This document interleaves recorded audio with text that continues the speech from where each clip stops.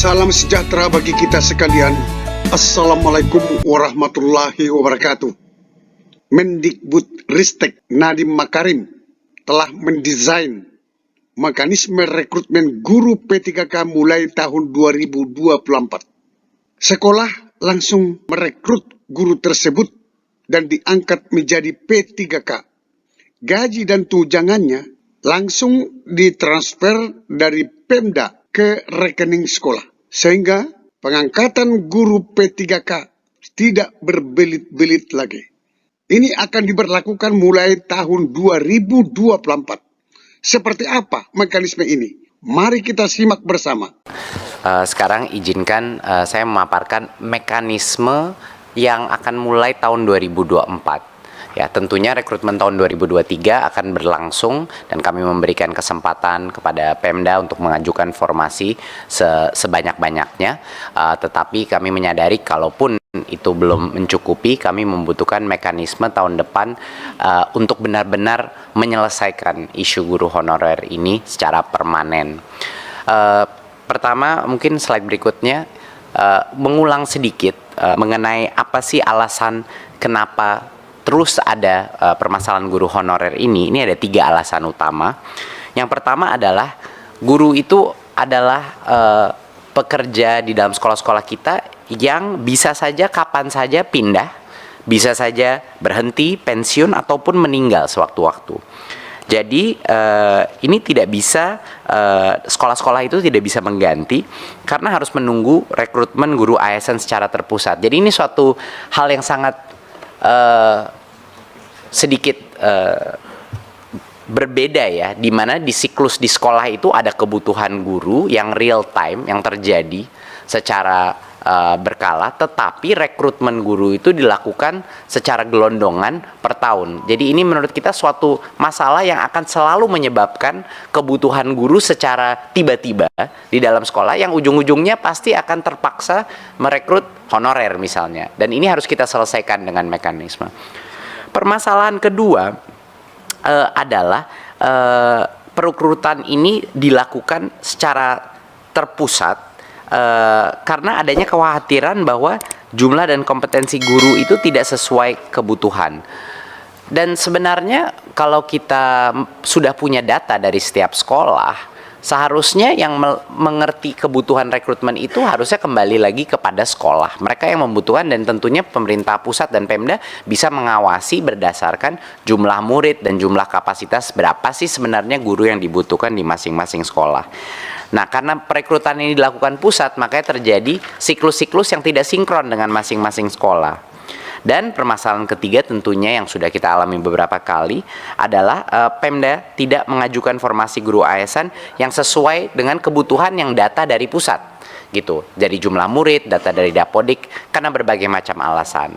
Jadi ketiga permasalahan ini mendorong pemerintah pusat untuk mencari solusi, dan alhamdulillah setelah kira-kira 6 bulan diskusi bolak-balik di antara 4 kementerian, Kemendikbudristek, Kemenq, Kemdagri, dan Kemenpan-RB, kami akhirnya sudah merucut kepada suatu solusi. Harapannya ini menjadi solusi permanen yang akan diimplementasi di tahun 2024. Ada 3 pilar daripada solusi permanen ini. Yang pertama adalah konsep marketplace untuk guru, ya, konsep talent pool untuk guru, di mana akan ada suatu tempat di mana semua guru-guru yang boleh mengajar masuk ke dalam suatu database yang bisa diakses oleh semua sekolah di Indonesia. Pilar kedua adalah pola perekrutan yang tadinya itu dilakukan secara centralized di pusat, yang sekarang akan diubah menjadi real time. Perekrutan itu dilakukan langsung oleh sekolah, jadi mereka bisa melakukannya kapan aja. Dan yang ketiga adalah memastikan bahwa kalaupun kita sudah membuat suatu marketplace atau bisa dibilang pasar talenta untuk setiap sekolah, tetap saja pasti akan ada sekolah-sekolah yang kebutuhan guru dan tidak ada guru-guru yang ingin diposisikan di sekolah itu. Jadi itu adalah masalah ketiga kita, dan solusi kita adalah merubah sistem insentif untuk memastikan bahwa sekolah-sekolah di mana tidak ada minat untuk mengajar itu benar-benar terisi. Jadi ini 3 pilar solusi kita, Bapak Ibu.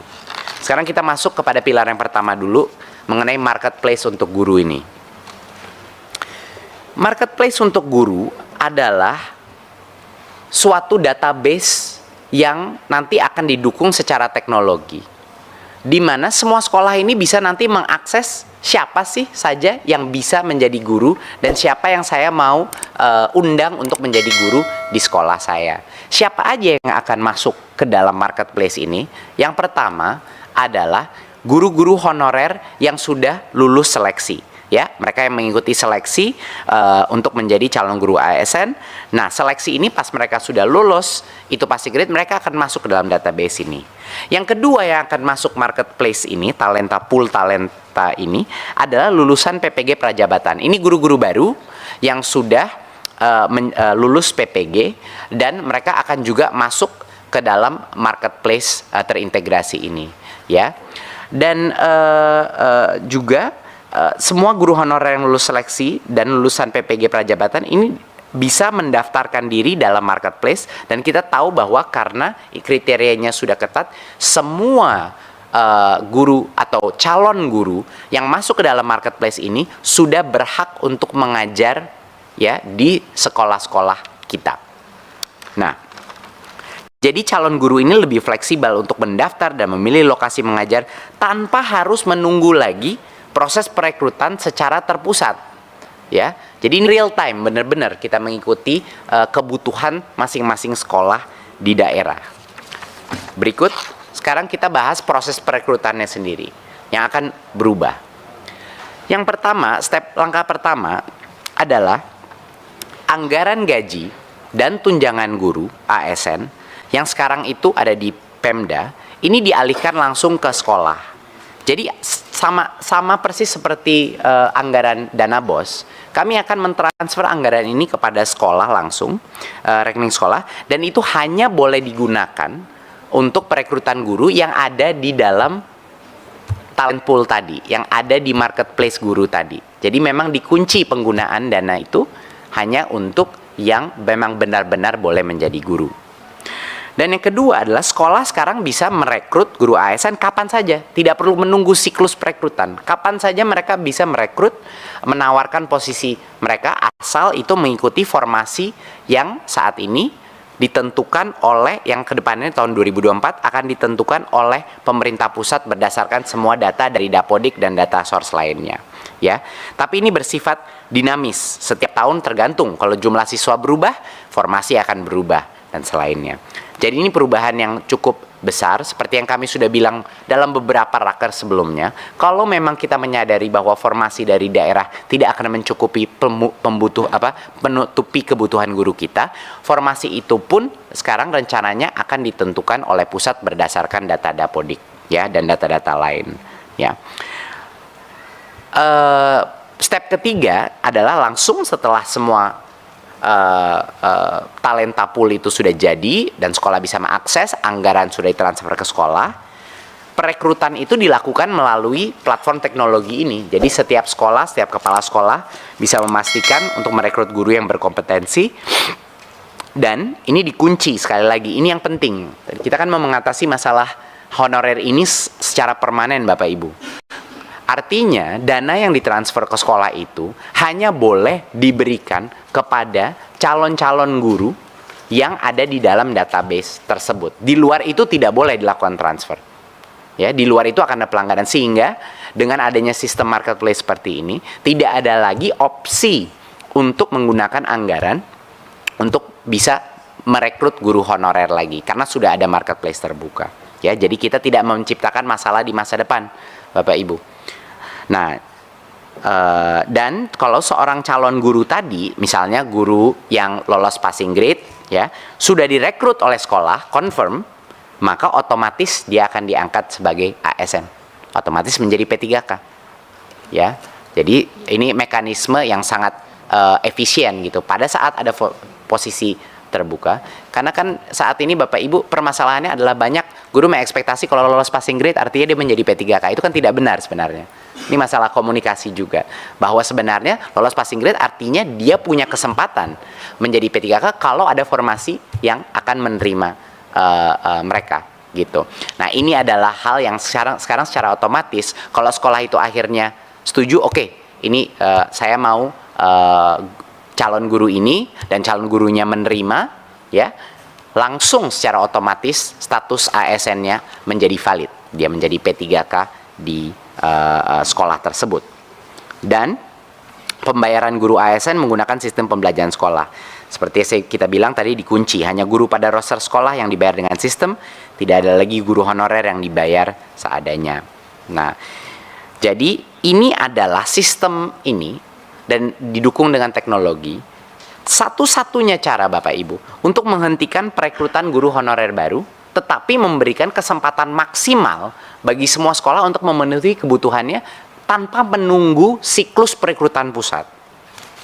Jadi kami memberikan kemerdekaan dan otonomi kembali kepada sekolah untuk melakukan perekrutan ini. Berikut. Oke. Nah, sekarang adalah bagaimana masalahnya di sekolah-sekolah yang sudah lama mencari guru, tapi tetap aja tidak ada.